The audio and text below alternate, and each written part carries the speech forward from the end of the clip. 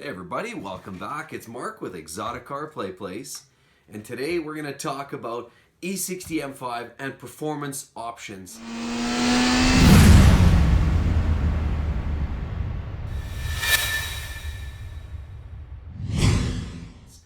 Obviously, you get to a point with a lot of cars where you always feel that there's room for improvement and room for performance upgrades, and you're ready for a little more power. Well, you know what? I'm not bored of the E60 M5 at this point, by no means. On the contrary, if anything, I'm starting to learn the performance potentials. But I do want to consider the fact that there are performance options, performance upgrade options, and I'm going to share some of those with you guys today. Because I know a lot of you guys, probably think, okay, well, it's great, 507 horsepower, but in today's day and age where there's a lot of cars putting out 300, 400, and in a lot of cases now 500 horsepower is not necessarily uncommon anymore. Now we're well into the realm of 600 plus horsepower cars. Of course, you've got the Z06 Corvettes, and there's a lot of cars that aren't even necessarily big dollar cars anymore that you can get with 500 and 600 horsepower, and that leaves you at a point where you decide maybe it's time for some upgrades. Well, it doesn't mean you have to upgrade the entire car. As a matter of fact, the E60 M5 brings a lot of other things to the table that make it very desirable and make it the kind of car that you want to keep anyway. But the thing is, what I'm going to talk about today are some specific upgrades that you can do. And I was been browsing some of the websites that, for some of the aftermarket tuners and some of the aftermarket opportunities that you can add into your car to provide that next level of performance. And I want to share some of those with you guys today. We're going to browse through some of that. But before we get started, I want you to understand, of course, that I am not affiliated with any of the brands I'm about to mention here. I'm strictly checking out some of these options because that's what we do. That's what us car guys do, is we're always shopping around looking for the best go-to brands for everything, whether it's tires or whether it's performance parts or whatever that is, electronics to plug in and plug and play. There's all kinds of things we're always looking at looking for in terms of options. So I'm not affiliated. You need to understand that first and foremost. That's the first thing. Second thing is, here's something to consider. Now, some of these things I'm going to be reviewing with you guys happen to be very expensive, and I'm going to show you some of the prices. Now, consider this. Some of you guys that may be looking at cars that have, failed engines or maybe have higher miles or issues with them, this might be that time to consider some of those upgrades. In some cases, there's been a lot of stories online where guys have had to replace entire engines or had to do significant partial rebuilds on their E60 M5, the beautiful S85 V10 motors. So that might be a time to consider some of these upgrades. And so keep that all in mind. Sometimes going back to stock isn't always the way to do it. Sometimes you're faced with that situation where your mechanic says to you, look, you've had a catastrophic failure. For example, say your rod bearings have let go. More importantly, and more worse than the rod bearings themselves, maybe the crankshaft was damaged in that result. If that's the case, you might find yourself in a position where you would consider some of these upgrades. So let's talk about that, and I'm going to browse through some of this. Now, there's a couple of things, of course. One option, of course, being superchargers. Now, I've explored that, and if you look on the site, the ESS Superchargers, they provide a kit, basically bolt-on kit, gives you all the bits and pieces, all the hoses and the clamps, the supercharger itself, blow-off valves, pulleys, everything needed for the installation. The only thing you need to do is provide the labor or find a shop that's capable of doing that. Well, ESS provides a supercharger kit that can add significant amount of power, anywhere from 100, 150 horsepower. Possibly they even claim up to 750 horsepower total output with one of those supercharger kits. Now, there's two variations that I came across. One, of course, with an intercooler and one without the intercooler. And a big part of that has to do with the amount of driving, the amount of hard driving, and you plan on tracking the car or driving it for long durations under load, might make you consider the intercooled version. Now, that's one option. Now, another option is I've been, browsing the Dinan sites, and of course, there's no secret. Dinan provides a lot of options and aftermarket tuning options for these cars. Now, consider the cost differential. Now, as I mentioned, the ESS, the supercharger kits, you can get them from about $8,000 up to about $10 grand, $11,000 for the full kit. All the parts included and needed for that installation. Now, what they're not providing, and that's always extra, of course, are rod bearings and other weaknesses in the engine. Of course, some of the other parts are still consistently a problem. You have the Vanos issues. That doesn't get looked after. You have, other parts such as, again, the rod bearings are common failures. If you're putting together an engine that's capable of outputting a lot more power even than stock, you might want to look at those rod bearings. Give that engine a strong bottom end before you even get started. That's an absolute must. Any engine builder's secrets has to do around, if you're going to build and put power adders to the car, you always make sure you have a strong foundation first. You have a healthy engine that's not consuming too much oil. You have a strong bottom end that's fresh. You have rings that are fairly fresh. You have valves that are in good shape, that are tight but not too tight. You have all the right parts in place. That has to be fundamental before you add any of these power adders like supercharging or higher compression or stroker and those kind of kits. That is critical. So the next thing that we'll talk about, some of the other kits, and I'm going to share with you some of the costs on this.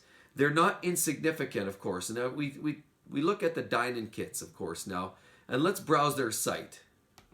So as you log into their site, it gives you options. You can select the vehicle, the make, model, year, and it gives you the options to break that down.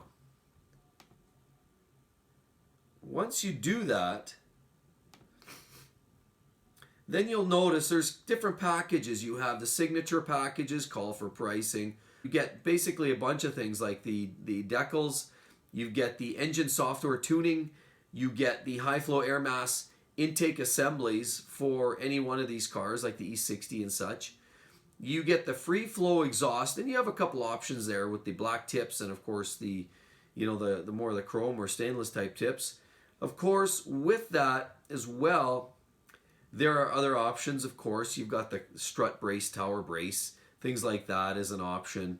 You can look at, the spring sets, and you've got other suspension parts that you can upgrade the handling as well. Then you've got other, bits like the dead pedal set and the aluminum pedal kit. And that totals $6,000 for this kit. $6 grand. See, and again, you can toggle back and forth. You have different choices for exhaust. But that's $6,000 for that kit. That's the signature one set. Now that's, of course, the parts. That's all the parts. You've got to find the person to install these kits for you. That's the next step. So that's basically, you're probably looking at $10,000 to install that signature kit. And that gives you about 28 horsepower. 28 horsepower increase, so about 30 horse. That takes you up to a good 530 to 540 horsepower, as per Dinan's claims. Again, not affiliated here. I haven't substantiated that.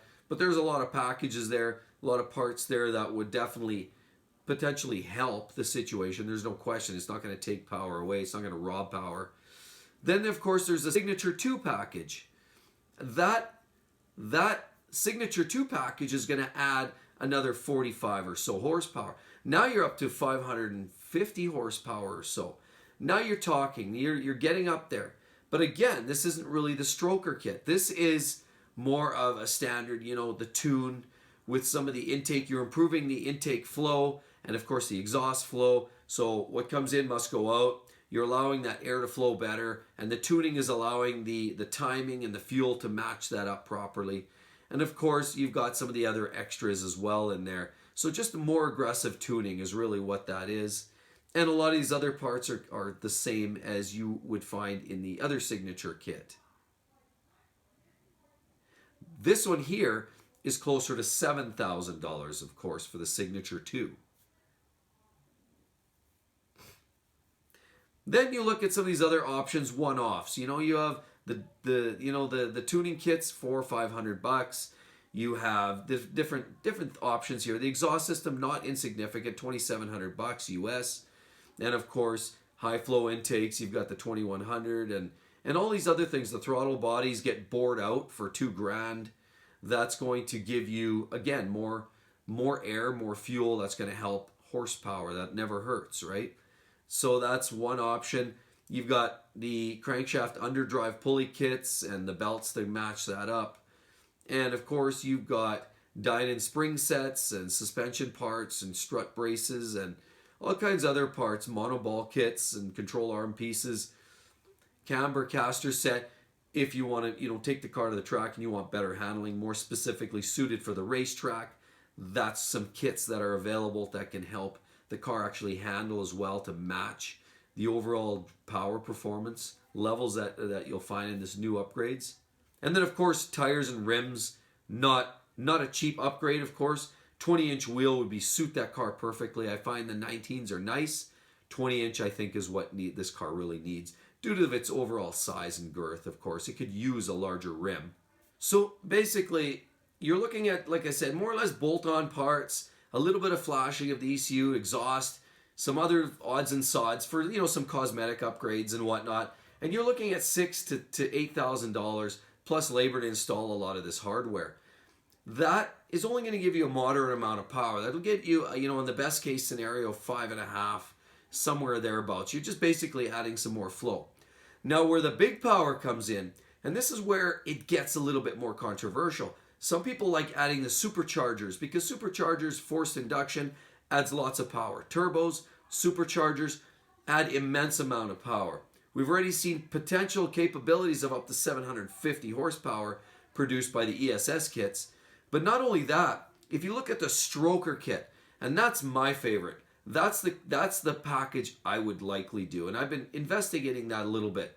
Now, granted, I would suggest you're sitting down for this. If you're listening to this, the stroker kit is basically a best fit combination for the V10.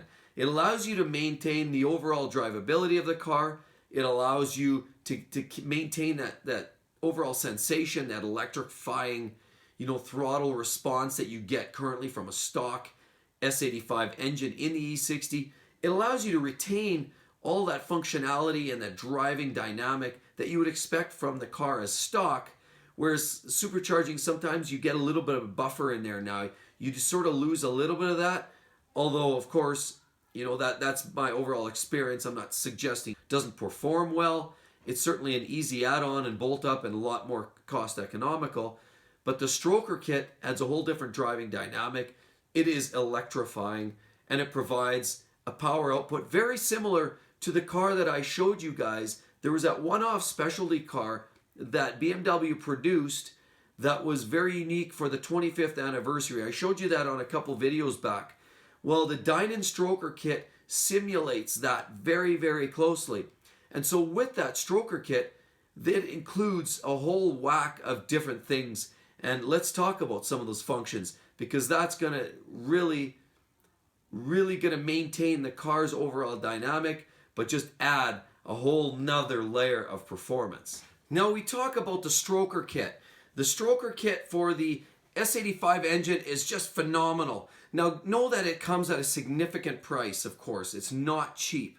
But let's talk about some of the specifications. Now, the stroker kit, essentially what it does is it adds bore, so the diameter of the piston is larger, and the stroke, it's adding stroke length as well. So obviously to add bore, it's pretty straightforward. You can literally hone out the engine, and of course typically that comes not an insignificant cost there, but you're honing it, you're widening the bore, and as well you're adding a larger piston to replace the stock pistons. And the stroke, of course, is driven more or less by the length of stroke on the crankshaft. The crankshaft drives the connecting rod, which drives the piston. And of course, to get a longer stroke, what does that take? That takes a different movement from the initiating point of the crankshaft. So that stroker kit essentially is bumping up the overall displacement from 5 liters as stock up to 5.8 liters in the Dinan stroker kit. So you're adding bore and you're adding stroke, both. They call it a stroker kit, but you're really essentially adding both to this particular kit. Now what they're doing as well with that stroker kit, designed it in such a way to provide the same static compression ratio of about 12:1. You go too much higher than that and you risk detonating the engine. You go too low, then you basically risk that electrifying throttle response. You get an engine that's slightly reduced in output, you get a little bit less of that punch, and of course reduced overall performance. So you want to maximize your compression ratio without putting it in the zone where it can potentially grenade itself. You don't want to do that. That's a bad thing. Yeah, that's going to kill your engine. Bad news. So how much you say? Well, the bore size is increased from 92 to about 94 millimeters. So it only increases about 2 millimeters across. And the stroke goes from about 75 millimeters up to about 83 millimeters in stroke. So significantly more stroke, and hence the name stroker kit. So naturally, that's adding a lot more stroke, and obviously bore and stroke. I'm not going to get into the mathematics behind that. Bore and stroke actually have two different fundamental responses to an engine performance. Adding more bore will add one thing, and stroke will add another. So when we're talking about torque and horsepower, you can modify and alter those depending on changing your stroke or your bore on that engine. So of course, to do all this, we know that we've already talked, to get the stroke you need a different crankshaft, because the crankshaft's the initiating part, the rotating mass that drives the connecting rod and the piston. And of course that crankshaft has to be a special forged crankshaft, specially designed, built, R&D'd by Dinan. Now crankshafts are never cheap, and this one again is like any others, very expensive, but that's part of the stroker kit, that's required.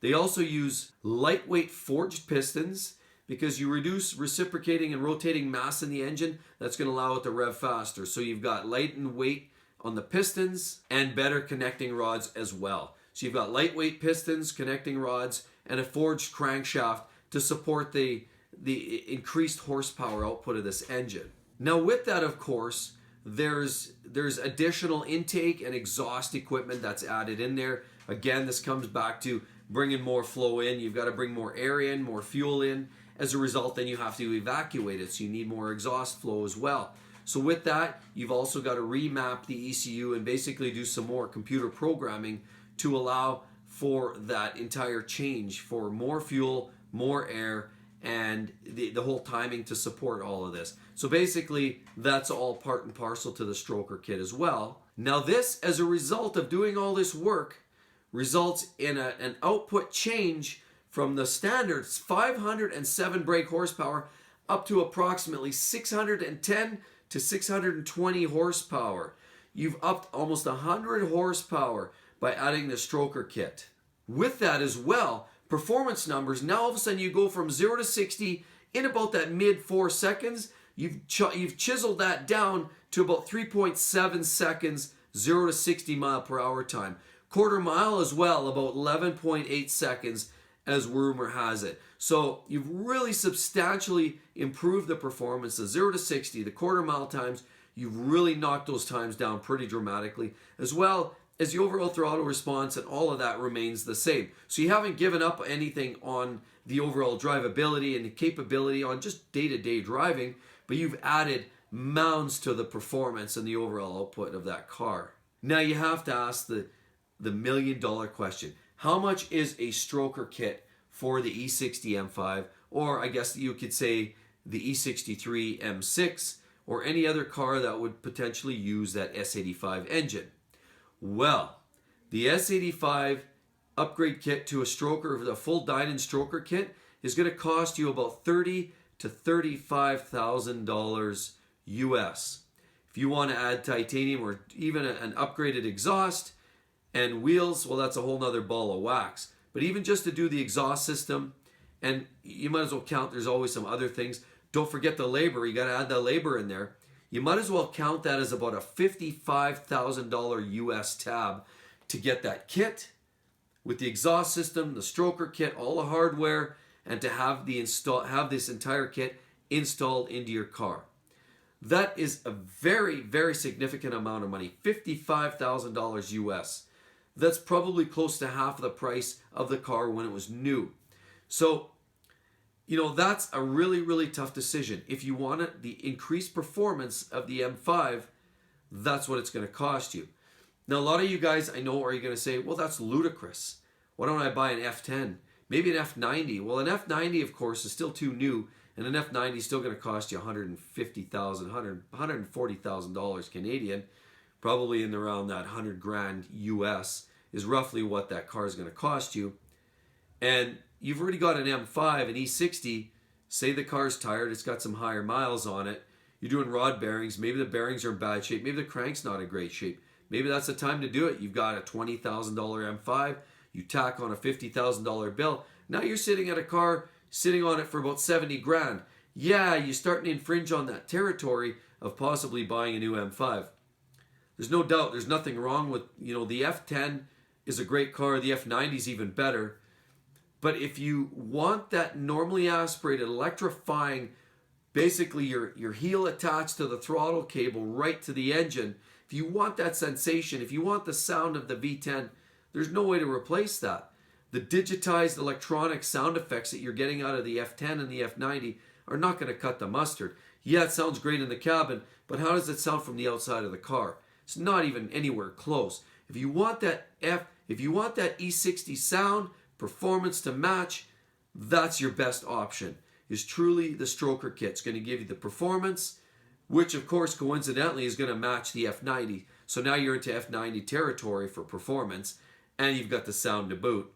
Yeah, you don't have the warranty, but at this point in time, what's warranty? At the end of the day, you've got a car that you love to drive, and you're excited to drive every time you turn that key.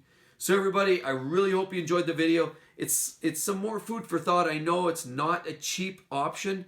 Nothing with these cars is, and that this goes back to a lot of the discussions that I've had before talking about the expensive maintenance repair bills on these cars, but as well upgrades and modifications come at a significant cost, because any car that's highly tuned and normally aspirated is very hard to extract extra horsepower out of. Turbocharged cars are very easy to get power from. Normally aspirated cars, not so much. But the trade-off is the sound. So if that's a choice that you've made and that's the car that you want, those are some significant upgrades that you can perform yourself. And believe me, I've considered it. I'm still considering it. And I'll tell you right now, if a person ever finds himself in a situation with a motor that's toast, without a question, that's the approach to hit it in my mind. But again, everybody, I sure hope you liked the video. Make sure you come back again real soon. Of course, don't forget to subscribe to the channel if you're not already a subscriber. And if you are subscribed to my channel, guys, thanks a lot. I really appreciate it. As well, don't forget to hit that like button, as well add a comment below. Love to hear you guys. You know, the other thing that I found when I was on the net as well, it's very difficult to find people that have done the stroker kit. Pretty obvious reasons why, because of the cost. But I'd love to hear any of you guys that have a stroker kit. Would you do it again? How would you compare it to if maybe a friend of yours might have the ESS or some other supercharger kit on it? Would you do that again? Do you think that's the way to go in your mind? I'd love to hear it from you guys. I want to hear some feedback, because let's share this knowledge with those folks that are watching this channel. There's lots of guys that are buying these cars. There's lots that have owned them for a while. There's lots of guys that are considering upgrading. But let's share the knowledge. Let's share the wealth. And I'm here to help you guys. I'm here to facilitate that with my channel. And I want to welcome all you guys to share all your ideas. So everybody, it's Mark here again, signing out with Exotic Car Play Place. Thanks for joining, and we'll see you on the next one. Talk to you soon. Bye-bye.